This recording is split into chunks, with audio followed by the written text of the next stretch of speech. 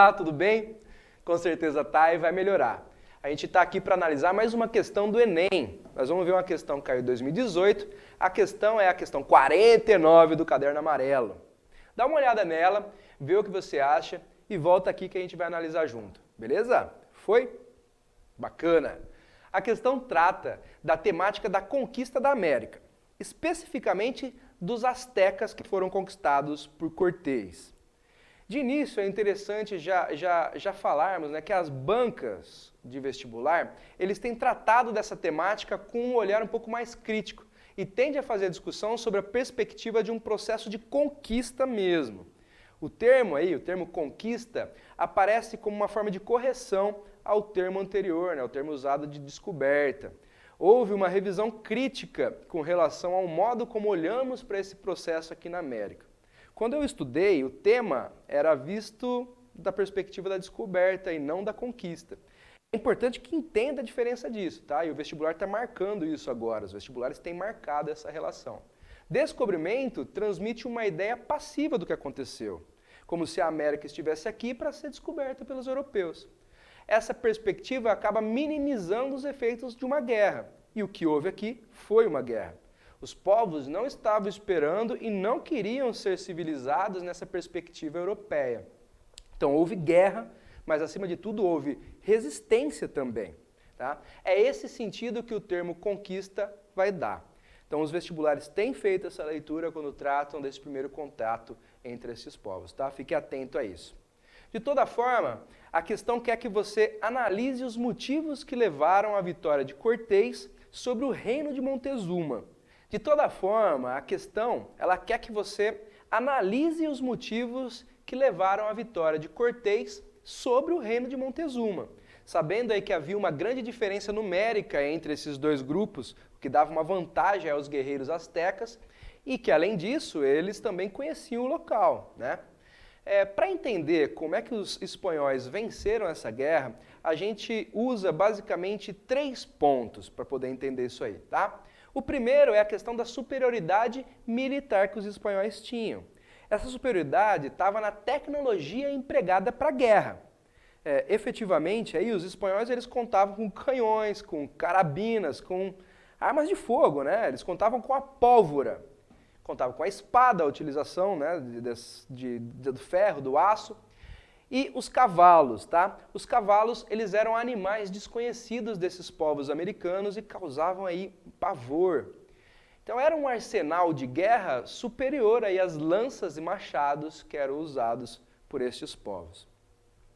O segundo ponto são as doenças contagiosas. O contato com o espanhol causou também o contato com uma série de doenças que eram desconhecidas por esses nativos. E para essas doenças, eles também não tinham os anticorpos. Tá? A varíola, por exemplo, acabou com várias populações em várias partes da América. Então, as doenças ajudam também a entender, né, como é que houve esse processo e essa vitória espanhola. O terceiro ponto é a utilização de tribos rivais, né, de alianças que foram feitas entre os espanhóis conquistadores e os rivais dos astecas. Os astecas eles eram também conquistadores no seu local aqui, né? Eles dominavam outros grupos.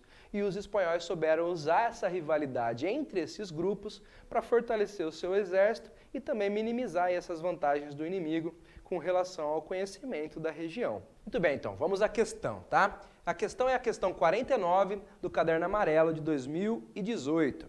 Diz assim: o encontro entre o velho e o novo mundo que a descoberta de Colombo tornou possível é de um tipo muito particular. É uma guerra, ou a conquista, como se dizia então. E o mistério continua, o resultado do combate.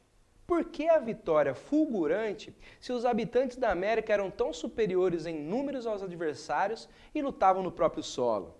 Se nos limitarmos à conquista do México, a mais espetacular, já que a civilização mexicana é a mais brilhante do mundo pré-colombiano, como explicar que Cortés, liderando centenas de homens, tenha conseguido tomar o reino de Montezuma, que dispunha de centenas de milhares de guerreiros?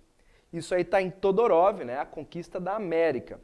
E aí ele vai perguntar para a gente, né, ele diz assim: No contexto da conquista, conforme a análise apresentada no texto, uma estratégia para superar as disparidades levantadas foi. Então ele quer saber qual estratégia foi utilizada para superar, né, os problemas ali. Alternativa A. Implantar as missões cristãs entre as comunidades submetidas. A alternativa A, ela já diz das comunidades que já foram submetidas. Nesse sentido, é após o fato, correto? Ainda assim, né, historicamente, os primeiros jesuítas, eles vêm aqui para a América a partir de 1549, primeiro para a América Portuguesa, e mais ou menos 20 anos depois é que eles vão para essa região do atual México, tá? As conquistas de Cortés, elas aconteceram até 1521, então antes dessas missões cristãs. Lembrando, né, que essas missões elas tiveram um papel fundamental no processo de colonização, aí, na legitimação da ideia desse processo civilizatório, beleza?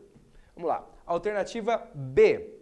Foi uma estratégia utilizar a superioridade física dos mercenários africanos. Para mim, já parece estranho apontar aí genericamente que africanos teriam uma superioridade física, né?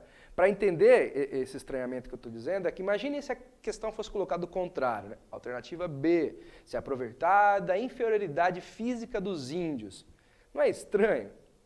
Para mim é estranho, então é uma daquelas questões absurdas, né? Mas ainda assim, nesse primeiro momento, nessa etapa da conquista, os africanos não foram utilizados, beleza? Alternativa C, explorar as rivalidades existentes entre os povos nativos. Parece que sim, né? O texto, inclusive, ele busca uma explicação para o fato da vantagem que os guerreiros de Montezuma teriam por lutarem no seu próprio solo. Então, a utilização de rivais já ajudaria tanto no aumento em números do exército de Cortés, né, quanto para anular essa vantagem dos astecas com relação ao conhecimento do local. Então, pode ser a alternativa C, mas vamos entender por que não as outras aí. Alternativa D. Introduzir vetores para a disseminação de doenças epidêmicas. A gente viu, né, acabou de falar que as doenças elas foram um dos grandes fatores aí que ajudaram na vitória dos europeus. Mas essa alternativa, como ela está colocada, fala da introdução de vetores. É como se Cortés tivesse trazido da Europa pernilongos para espalhar algum tipo de doença. Vetores, aí, segundo a professora Carla de Biologia aqui do IFE, são animais que intermediam essas doenças, o rato, a pulga, o pernilongo. No caso da varíola, né, que foi uma das grandes doenças responsáveis pela morte dos povos nativos, a transmissão ela era direta, tá? Sem esse vetor. Não há, então, um vetor. E muito menos eles eram trazidos, pelo menos eles não eram trazidos de forma intencional, né? Eu falo isso porque ratos e outros possíveis vetores podem vir pelos barcos europeus, mas não houve essa questão que é trazida pela alternativa de uma introdução intencional desses vetores, beleza? Alternativa E, comprar terras para o enfraquecimento das teocracias autóctones. Uma teocracia autóctone é um governo religioso que é próprio daquele lugar, né, que nasceu ali, no caso, os astecas. Mas nem aí o problema, né? Comprar terras, eles estavam em guerra. Se tivesse escrito tomar, conquistar, destruir, de repente a gente podia até fazer uma reflexão um pouco maior sobre esse assunto, mas não é o caso, né? Então aí a gente fica com a alternativa C. A alternativa correta é a alternativa C. Explorar as rivalidades existentes entre os povos nativos. Espero ter ajudado um pouco aí nos estudos. Abraço para você, até a próxima. Fui!